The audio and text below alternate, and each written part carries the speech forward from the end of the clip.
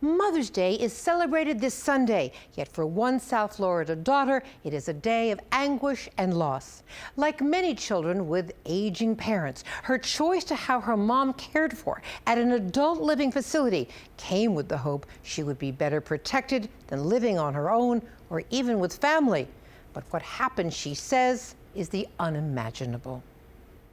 This is my mother here, Maxine. It was a night and nightmare that Darlene Meadow can't forget as she raced to a hospital ER where her injured mother awaited her. I just almost, they had to hold me up. She looked so, I thought she was beaten. I didn't know what happened to her. Like some horrible traumatic injury. And she was bruised all over. It was unbelievable.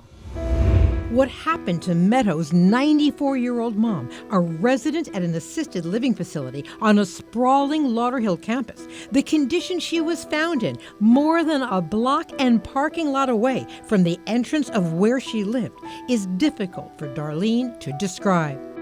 A good Samaritan had discovered her mom bleeding on the street and called 911. All the while, Darlene believed her mom, Maxine Silverman, was safe and cared for inside the ALF, which she called as soon as she got word from the hospital, Florida Medical Center, that her mom was hurt. So I said, this is Darlene Meadow, and I'm calling about my mother, Maxine Silverman, and I just got a phone call from FMC that she's in the hospital.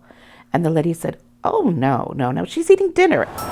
She persisted, pushing for proof her mother was at the ALF and okay. I just got a phone call from FMC, and she goes, you don't know what you're talking about, and she hung up on me. But her mother, who suffered from dementia and who Darlene says was never supposed to be allowed to leave the facility on her own, somehow did. Family attorney Michael Brevda. Despite having that increased need for supervision, the system totally failed Maxine Silverman. She was able to wander out unimpeded by the staff and end up down the street in a shopping center bleeding by the roadside. Brevda says the 94-year-old was listed as a level 3, which he says meant she shouldn't leave the facility on her own. Her daughter suing the ALF for negligence. We need look no further than the defendant's own nursing home chart, in which they say, clear as day, she cannot leave the facility unsupervised without assistance. CBS 4 has been investigating what protocols and surveillance system the facility had to monitor vulnerable and frail residents. There was a chilling red flag, says her daughter, just weeks before her mother's injury. Her private duty aide was concerned after spotting this elderly resident who lived on her mother's floor, lying on the ground in the back of the parking lot between cars. In another case, according to these state records, a confused resident with Alzheimer's was observed outside the ALF walking the very same road as Mrs. Silverman. No one knows if she was hit by a car, assaulted, or just fell, but she met harm's way. Well, she suffered terribly. She never returned to the Bridge ALF, and according to Meadows, she would never walk again. Months later, she died.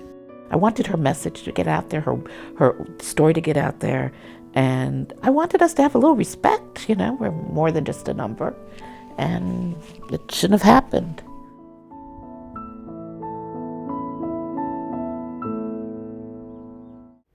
We reached out to the Bridget Invery for an interview. Instead, they provided us this statement.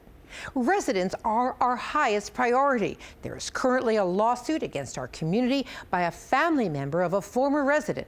Due to HIPAA laws and the ongoing lawsuit, we are unable to go into details regarding the care of a resident. These laws are in place to protect our residents, and that's exactly what we strive to do every day. As this case heads to court, we'll be following it for you.